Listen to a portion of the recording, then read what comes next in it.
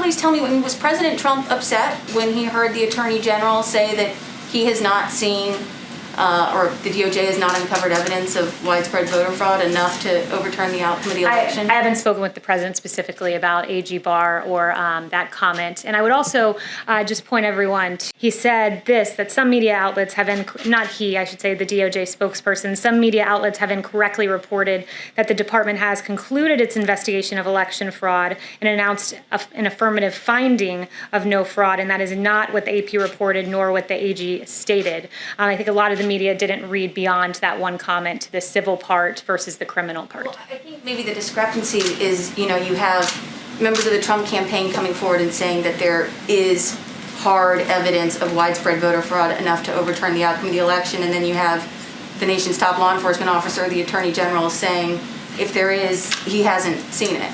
Well, the Attorney General was speaking to what has come before his desk. And again, I'd point you to the campaign for specific questions on this, but I would just say generally they are pursuing civil litigation, which in fact the Attorney General explicitly said some of this is meant more for civil litigation, which is what the campaign is currently pursuing. Yesterday on federal officials investigating a potential bribe for pardon scheme, has anybody at the White House been questioned by federal law enforcement officials regarding potential bribes for a pardon? No, and in fact, a DOJ official said yesterday that no government official was or is currently a subject or target of the investigation disclosed in this filing. Yes. Mark Meadows has been meeting with Commissioner Hahn. What is being discussed? And also, did the White House get a heads up that the UK was going to be approving the Pfizer vaccine? I'm not aware of any heads up that we were given, but what I will say about Dr. Hahn is it is par for the course for the Chief of Staff to meet with him as we're trying to save. Given your question, to note, Dr. Fauci now says that we should keep the schools open. He said that this Sunday. This is something the president has said for months. It caused me to go back to July and look at one of my briefing books from July 16th, 2020. And what I found in there was this. The science was always on our side about keeping schools open way back in July. It's being acknowledged now, but in July you had Dr. Redfield saying, unlike flu, kids are not driving the transmission cycle. You had Dr. Atlas, who's been a leading voice on keeping the schools open, saying everyone else in the Western world, our peer nations are doing it. We can do it. This was back in July. We had a study from the Netherlands about few reports of infections from schools that had stayed open. This was back in July. You had a Yale School of Public Health professor named Albert Coe saying that the bottom line is the impacts of COVID-19 on children is minimal or very low compared to other groups. There was a Lancet quote to that same effect. This was back in July when the president was saying, keep the schools open. I'm looking at the science. It's detrimental to keep kids out of school. But what were Democrats saying? When the president was following the science, here's what Democrats were saying. You had Governor Gavin Newsom say this, I'm not taking pressure from Trump on opening schools. You had Governor Cuomo saying it's not up to the president about opening schools as schools were shut down. You had Mayor de Blasio, who interestingly reversed himself this week, and now kids can go back to school. But back in July, when the science was on our side, he was saying what we won't do is ignore the science and recklessly charge ahead like our president, who was always following the science. You had Jennifer Rubin tweeting that now he wants to kill your kids. I'm not sure how that's responsible reporting. And then you had Anderson Cooper saying that he actually just doesn't care about kids at all, nor the health of their teachers and parents. And you had the American Federation of Teachers and the National Education Association railing against the president as well. The president's followed the science. He's also kept in mind we have a constitution, and he will be unashamed and always advocating for the science and the best interests of the children of this country. Thank you very much. The United States Constitution matters even during a pandemic. While Democrat politicians seek to impose draconian restrictions against their citizens, this past week, the Supreme Court of the United States had their say on New York State's capacity restrictions, which restricted the number of attendees allowed in places of worship, but not other government-deemed essential businesses. Justice Gorsuch in the ruling said this as he rolled back Governor Cuomo's restrictions on places of worship. He said, quote, "It is time, past time, to make plain that while the pandemic poses many grave challenges, there is no world in which the Constitution tolerates color-coded executive edicts that reopen liquor stores and bike shops, but shutter churches, synagogues, and mosques." Behind me, you will see displayed images of Democrat hypocrisy playing on loop. These images depict the following. They show Governor Gavin Newsom of California dining both maskless and indoors at the fancy French Laundry restaurant despite severe lockdown restrictions against indoor dining for the very people he governs. You'll see Chicago Mayor Lori Lightfoot celebrating in the non-socially distant streets of her city. You will see Speaker Nancy Pelosi indoors at a hair salon in San Francisco when salons in California were only open for outdoor services. And you will see CNN's Chris Cuomo staging his emergence from quarantine in a made-for-television moment, coming out of the basement. And this was after Cuomo was spotted breaking his brother, Governor Cuomo's quarantine rules to go for a bike ride in the Hamptons. Also notable is San Francisco Mayor London Breed, who followed Governor Newsom's lead in dining at the French Laundry with a group of 8 people. And finally, Los Angeles County Supervisor Sheila Kuehl dining outdoors at her favorite Santa Monica restaurant after voting to ban outdoor dining at 31,000 restaurants throughout LA, calling outdoor dining a most dangerous situation. Quite clearly, these Democrats do not follow their own edicts. They act in a way that their own citizens are barred from acting. Governor Cuomo's decision to impose restrictions on the size of religious gatherings was rebuked by the highest court in the land. But what was Cuomo's response? Instead of showing deference to the Constitution, he attacked the legitimacy of the court. Governor Cuomo said this, "You have a different court," and I think that was the statement that the court was making. "We know who he appointed to the court. We know their ideology." Well, in fact, the ideology of those on the Supreme Court who made the decision to support the First Amendment are in favor of freedom, the Constitution that survives even during a pandemic. This statement from Governor Cuomo strikes at the heart of the issue. Democrats seek control. These images behind me make clear Democrats' mindset. Rules for thee, but not for me. The president stands with you, your freedom, your ability to decide how to best protect your health. We all know how to protect ourselves from COVID-19, wash your hands, socially distance, wear a mask. But as one federal court put it, there is no pandemic exception to the Constitution. And with that, I'll take questions. Welcome back, Kristen. Good to have you back. Thank you so much. Good to see you. Thank you. Appreciate it. I want to ask you about comments that the Attorney General made to the Associated Press. He said, quote, "To date, we have not seen fraud on a scale that could have affected a different outcome in the election." Given that, why hasn't President Trump conceded? So first, he went on to say this. It was in an AP interview where he made that initial comment. But in that same AP interview, he went on to say that he thinks a lot of people are confusing the use of the federal criminal justice system with allegations that should be made in civil lawsuits. And he discerned the fact that, he said, quote, "There's a growing tendency to use the criminal justice system as sort of a default fix-all. And the campaign's litigation is all civil litigation, which is apart from something that the DOJ would be involved in." Follow up with you on that of more than 40 cases that have been brought by the president's legal team. The majority have been denied or dismissed. The election results have been certified in all of the battleground states. Does the president still think he has a path to win? The president has said that he believes all legal votes should be counted and all illegal votes should not be counted. And in fact, the campaign is pursuing that litigation. I can't get into the details of that litigation here, but they still do have active cases in Nevada and Wisconsin. But how does he overturn the results when they've already been certified in these battleground states, Kayleigh? Again, the president is just looking for every legal vote to be counted, and I will leave it to the campaign to pursue their end. Or does he have faith in Attorney General Bill Barr? Does he still have confidence in Bill Barr? The president, if he has any personnel announcements, will be the first to know it. Yeah. We'll go for Janet. Thank you. 2 questions. Has the president then spoken to Attorney General Bill Barr since these comments came out yesterday?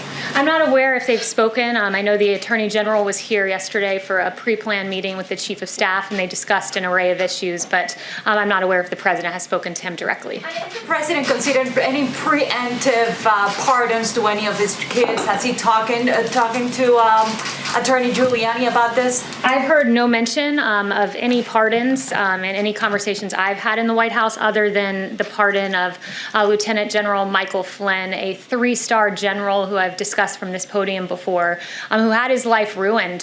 He was a valiant hero who served his country both on the battlefield and then came to work in government. And what happened to him was there was an FBI note that said they wanted to get Lieutenant General Michael Flynn to lie. There then was a criminal leak of his identity and a phone call he had. He was told no lawyers were needed in the discussion the FBI was having with him. FBI investigators then after said they did not think that Lieutenant General Michael Flynn was lying, but yet he was still pursued in an unjust manner, and the government failed to provide the original FBI 302s from that interview. It was an egregious miscarriage of justice, and we're finally glad that justice was served for a war hero, Lieutenant General Michael Flynn. David. Is the President planning to announce his 2024 candidacy in a formal event here at the White House before January 20th or even on January 20th? I've not heard any discussions of that. I'm aware of the reporting, but the president's campaign is currently pursuing active litigation, and that is the focus, at least at the moment. You heard his comments last night. It sounds like he's planning to run again. Do you know if that's a fact? I haven't spoken to him about that again. His campaign is pursuing litigation. I would redirect you to the campaign. Yeah. Yes. Mark Meadows has been meeting with Commissioner Hahn. What is being discussed? And also, did the White House get a heads up that the UK was going to be approving the Pfizer vaccine? I'm not aware of any heads up that we were given, but what I will say about Dr. Hahn is it is par for the course for the Chief of Staff to meet with him as we're trying to save American lives with a vaccine in record time. In fact, 2 vaccines, not only a vaccine in record time. You heard Moncef Slaoui say a vaccine normally takes anywhere from 4 years to 25 years. He said that in an interview last week, and this was in 10 months. It's remarkable progress, but we still want to make sure that it comes as fast, as expeditiously, but as safely as possible, because we know by that each day that passes, there are more American lives at stake. So we want to make sure it comes out as quickly as the data allows it to, and we will have 40 million doses by the end of the year, which is a tremendous achievement, not just to have gotten a vaccine in this time, but to have produced 40 million in advance. It's having a businessman as president. It's the Trump vaccine. Yes, Justin. Thanks. I had a couple policy things, but first I just wanted to go back to what you said about personnel. Right before the election in a rally, the president suggested that he might fire Dr. Fauci after the vote had happened. And so I was wondering if you could comment on what Dr. Fauci's status is and if you have any. Yeah, I've heard no discussions of that. Dr. Fauci is still hard at work on the task force. And then there were 2 things that the president mentioned as policy goals that would happen before the election that we haven't seen any sort of obvious progress on, so I wanted to check in on those. The first is the $200 Medicare prescription drug card that was supposed to happen before the election. It seems to have sort of vanished, so I was wondering if you could give an update on that. Let me follow up with the Chief of Staff on that. I haven't heard any current discussions about it, but I will follow up with you. He had also promised an immigration order, an executive order on immigration that would protect dreamers. Again, he promised that before the election. Do you have any updates? He put forth many different immigration packages on HB1 visas and others to protect American workers.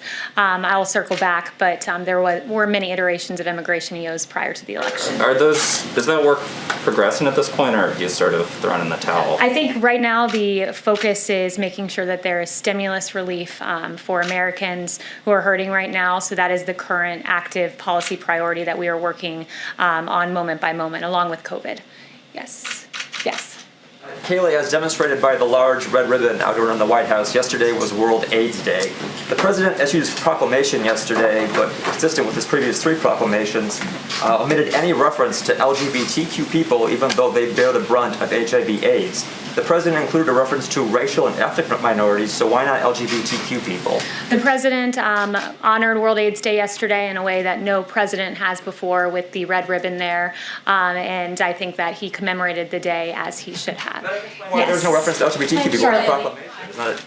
Charlotte, go ahead. Thanks, Kayleigh. I wanted to ask about Section 230. Is President Trump willing to allow a government shutdown over that in the National Defense Bill?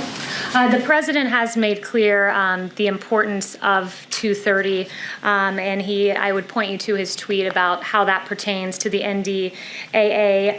One thing I would say, when you look at 230, just to explain for the American public exactly what that is, it's essentially a shield that is given to social media networks because they claim to be the public square. But in the case of Twitter, Twitter has become a publisher, choosing to fact check certain content. And when you're a publisher, there are certain responsibilities with that. You should not be immune from liability. And when you look at what Twitter has done on the Ayatollah Khomeini, we were just looking at his Twitter account before coming out here, and just a few weeks ago, the Ayatollah Khomeini of Iran tweeted, quote, "Why is it a crime to raise doubts about the Holocaust?" Something not worthy of a flag by Twitter, which is despicable when you think about it. Also, the Ayatollah has tweeted that Israel's a deadly cancerous growth that should be uprooted and destroyed, something that Twitter did not deem worthy of flagging or blocking in its entirety. And in fact, Twitter executives defended that move in front of the Knesset. This is a very important issue, one that there's even bipartisan agreement that something needs to be done. So the president will be unashamed in fighting against that kind of vitriol that we see and very hateful language that Twitter is publishing. Kristen. Thank you, Kayleigh. Just one more question about Section 230. The Democratic chairman of the House Armed Services Committee, he put out a statement essentially saying that these two things are not related, Section 230 and something as big and important for our national security as the NDAA. So I just want to be clear here, is President Trump seriously considering and talking about vetoing the NDAA over Section 230? Yes, the president is serious about it. And I noted, when you have other world leaders that are making calls for genocide and Twitter not finding that worthy of flagging or blocking. Beyond that, you look at China, who's putting out disinformation. China tweeted out, I believe it was 6 days ago, I think it was November 25th, that COVID-19 did not originate in Wuhan, something that was not deemed worthy of flagging by Twitter. There are real grave concerns here, and the president stands by that. And it also is worth noting that the president will always defend our military, ensure that we get adequate defense funding, as he's gotten $2.9 trillion so far. But he is going to put the pressure on Congress to step up on this. And one more question about Attorney General Bill Barr's comments. I believe you said that you're not sure if President Trump and the Attorney General have spoken since he made those comments. Was that right? Yes, I'm not sure if they've spoken. But can you at least tell me, was President Trump upset when he heard the Attorney General say that he has not seen or the DOJ has not uncovered evidence of widespread voter fraud enough to overturn the outcome of the election? I haven't spoken with the president specifically about AG Barr or that comment. And I would also just point everyone to the revised, or the supplemental, I should say, not revised, comment that was put out by AG Barr in the wake of media reporting that seemed to misconstrue his statement. He said that some media outlets have, not he, I should say, the DOJ spokesperson, some media outlets have incorrectly reported that the department has concluded its investigation of election fraud and announced an affirmative finding of no fraud, and that is not what the AP reported nor what the AG stated. I think a lot of the media didn't read beyond that one comment to the civil part versus the criminal part. Well, I think maybe the discrepancy is, you have members of the Trump campaign coming forward and saying that there is hard evidence of widespread voter fraud enough to overturn the outcome of the election, and then you have the nation's top law enforcement officer, the Attorney General, saying if there is, he hasn't seen it. Well, the Attorney General was speaking to what has come before his desk. And again, I'd point you to the campaign for specific questions on this, but I would just say generally they are pursuing civil litigation, which in fact the Attorney General explicitly said some of this is meant more for civil litigation, which is what the campaign is currently pursuing. Kevin. Kayleigh, is the president seriously considering skipping the inauguration? I'll leave that to the president to make his announcement. He tweeted something to the effect of he knows what his decision is and he'll make his decision at the right time. What rationale could he possibly have for skipping? I'm not going to speculate on the president's decision. I'll leave that to him to announce it. Just one follow-up. There was a report yesterday on federal officials investigating a potential bribe for pardon scheme. Has anybody at the White House been questioned by federal law enforcement officials regarding potential bribes for a pardon? No, and in fact, a DOJ official said yesterday that no government official was or is currently a subject or target of the investigation disclosed in this filing. Yeah, Andrea. So thanks for my question. I wanted to ask about FBI Director Wray. Though it looks like President-elect Biden wants to keep him in the job, does that change the president's perspective on FBI Director Wray, and does he retain full confidence in him? No, I have just a quick follow-up. Yeah, he's made no assessments, and at least in my presence, about that. And if we have any personnel announcements, we'll let you know. Okay, great. Can I just follow up on the vaccine issue? You said 40 million doses. I recall the president saying, and perhaps even you saying, that you were looking for 100 million doses by the end of the year. That 40 million is quite a bit short. So can you just clarify that number? So there are currently 6 vaccines that we have identified as vaccines that we were hopeful would come to fruition. And with several of those, if not each of them, I can follow up with you on the exact number. We have manufacturing contracts. So we have manufactured doses with several of these, but they have to come to completion. So with each new vaccine that comes, along with that will come millions and millions of doses that have already been manufactured in time. But currently, of the 4 vaccines in phase 3 clinical trial, Moderna, Pfizer, AstraZeneca, and Janssen, 2 of those have gotten to the point of applying for an EUA. So really, it's incumbent on the manufacturer and those going through the phase 3 clinical trial to get that data to us, and then it's manufactured and ready to go. So the moment someone else gets to a 94% effectiveness rate or whatever the barometer is, we will have those doses. Yes. Yes. Yeah, thanks, Kayleigh. I have just 2 quick questions, if I could. Georgia officials have said election workers there are facing threats because of the president's false claims about winning the state and his rhetoric throughout the election. Does the president condemn threats against election workers, or does he take any responsibility for those threats? We condemn any threats against anyone. There's no place for violence. What I will say, though, too, is that the president's lawyers, they were doxxed by a left organization. Their private information put out, so we're seeing that happen to people on both sides of the argument, and there's no place for that ever anywhere. And then just real quick, the CDC director today said that the next few months could be among the worst public health months in American history.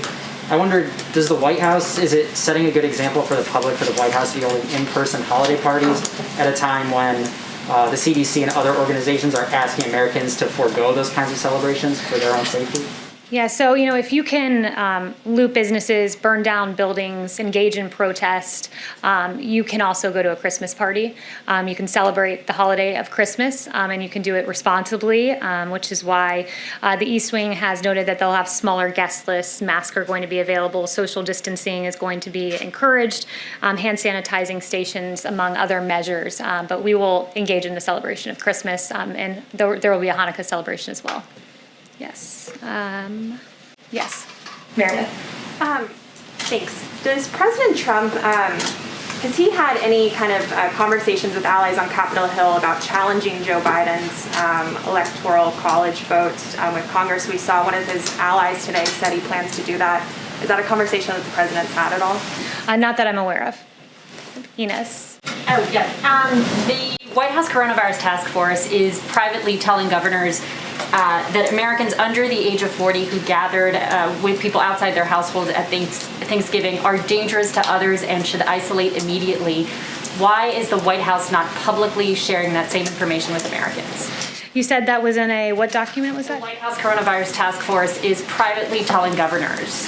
That those Thanksgiving celebrations there's CDC guidance out there as to when you should and should not isolate, so I would point you to that. That's all been publicly available since the beginning of all of this. Christian. Yeah, thanks, Kayleigh.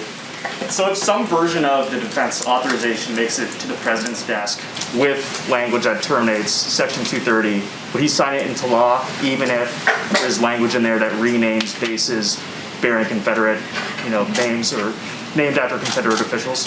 Yeah, he's said before he's very much against the Warren Amendment, and public polling is with him on that. How that intersects with the 230 tweet, I will have to follow up with him about. I don't know if that position has changed, given what he tweeted recently, but I will follow up on that. And then on China, yes. Joe Biden told the Times that he doesn't want to roll back the China tariffs or the Phase 1 trade deal. Do you know if the president plans on reaching out to Mr. Biden to talk about, China trade, since it's been such a hot policy issue, or any other policy really, before January 20th? I'm not aware of any plans of that at the moment, but if I do, I'll let you know. Yeah, Meredith. You gave some examples of, lawmakers who've been talking about COVID, but I am curious, where has President Trump been in offering public leadership on this topic of the coronavirus, especially as we've seen cases surge? We haven't seen the president make any sort of public comments or even tweets about this surge in cases. So I'm curious what sort of examples you have. Yeah, quite a bit. I mean, he's created the greatest testing system in the world. He gave a press conference about 2 weeks ago, I believe, on the vaccine, which he has done at warp speed because he's torn down bureaucratic barriers. He's been hard at work. He's done, I don't know how many coronavirus task force briefings from this podium, but the work he's done speaks for itself. The fact that now the case fatality rate in this country is 2%. It was 6% in April. And what that means is it's a testament to our therapeutics. Another thing that happened recently, in fact, mid-November got almost no attention, but it's, again, a testament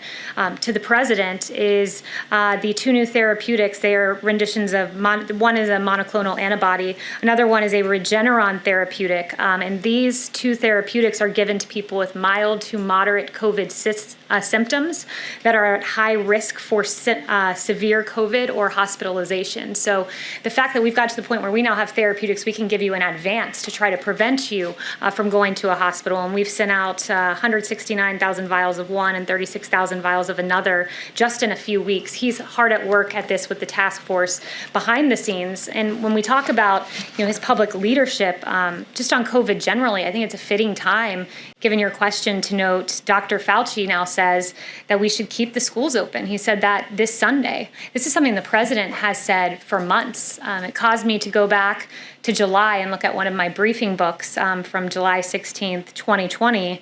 And what I found in there was this. The science was always on our side about keeping schools open way back in July.